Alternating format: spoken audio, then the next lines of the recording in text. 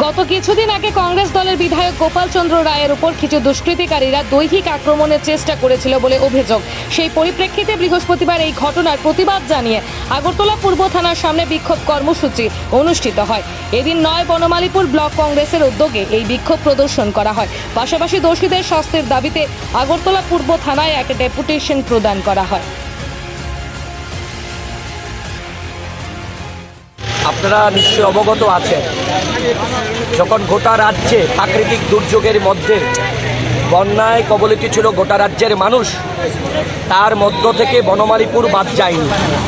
বনমালীপুরের বিভিন্ন জায়গাতে যেখানে মানুষ জলের তলায় ভেসে যাচ্ছিল, মানুষের বাড়িঘরে জল উঠে গিয়েছিল, ঠিক ওই মুহূর্তে মানুষের পাশে দাঁড়ানোর জন্য এই বনমালীপুর এলাকার যিনি মানুষের ভোটে নির্বাচিত একজন জনপ্রতিনিধি বিধায়ক, তিনি যখন গোটা ওনার নির্বাচনী ক্ষেত্র বনমালীপুরের বিভিন্ন জায়গাতে যেখানে যেখানে মানুষ বিপদগ্রস্ত অবস্থায় ছিল সেখানে তিনি গিয়েছিলেন দেখা করতে।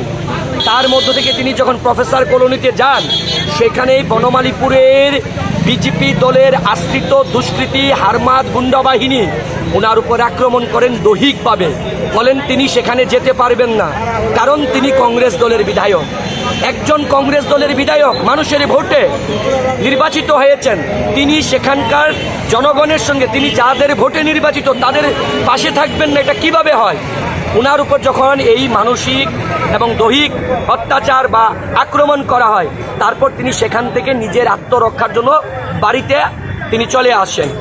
আমরা বনমালীপুর ব্লক কংগ্রেসের পক্ষ থেকে সেই দুষ্কৃতী হারমাদ গুন্ডাদের বিরুদ্ধে গ্রেপ্তার করার জন্য এই পূর্ব থানাতে নাম ধাম দিয়ে আমরা মামলা করি, আমরা তাদের বিরুদ্ধে এফআইআর করি।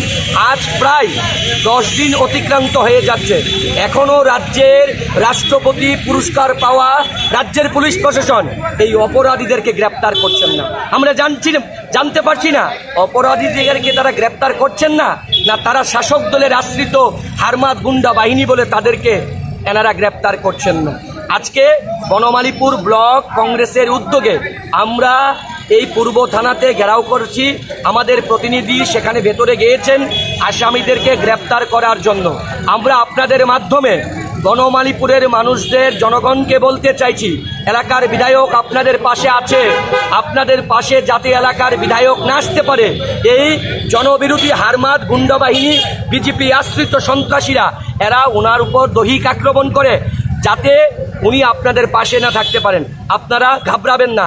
নয় বনমালীপুরের জনদরদী বিধায়ক শ্রী গোপাল চন্দ্র রায় প্রথম দিন থেকে সমস্ত বন্যা ক্ষতিগ্রস্তদের পাশে দাঁড়ানোর জন্য প্রত্যেকটি বন্যা দুর্গত মানুষের কাছে পৌঁছানোর জন্য উনি ঘর থেকে বেরিয়ে প্রত্যেকের দরজায় দরজায় যাওয়া শুরু করে এবং প্রথম দিনই উনি শ্রীলঙ্কা বস্তি, চন্দ্রপুর, স্বামী দয়ানন্দ স্কুলে যে শরণার্থী শিবির, সেই এলাকাগুলি পরিক্রমা করে উনি ওনার এলাকার প্রফেসর্স কলোনিতে যখন উনি বন্যায় দুর্গতদের পাশে গিয়ে দাঁড়ান, তখন বিজেপির কিছু গুন্ডা বাহিনী, বাইক বাহিনী 10-15 জন উনাকে প্রফেসর্স কলোনিতে গিয়ে উনার উপর আক্রমণ করে। উনাকে ঘর থেকে বেরোলে উনাকে হাত পাও ভেঙে দেওয়া হবে, নানা রকম অশ্রাব্য গালিগালাজ থেকে শুরু করে উনাকে দৈহিকভাবে নির্যাতন করে, যার জন্য উনি বাধ্য হয়ে উনার আত্মরক্ষার্থে উনি ওখান থেকে সরে আসেন।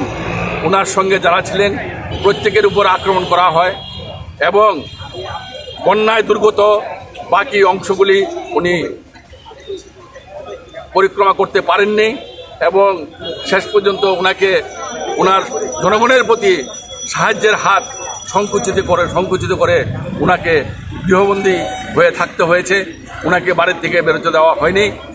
এই হেন পরিস্থিতিতে একজন নির্বাচিত বিধায়ক যদি এলাকার দরিদ্র, নিপীড়িত, বন্যায় ক্ষতিগ্রস্ত মানুষের পাশে যদি না দাঁড়াতে পারে, তাহলে সাধারণ মানুষ কি করে এই এলাকাতে বাঁচবে, সেটাই আমাদের প্রশ্ন।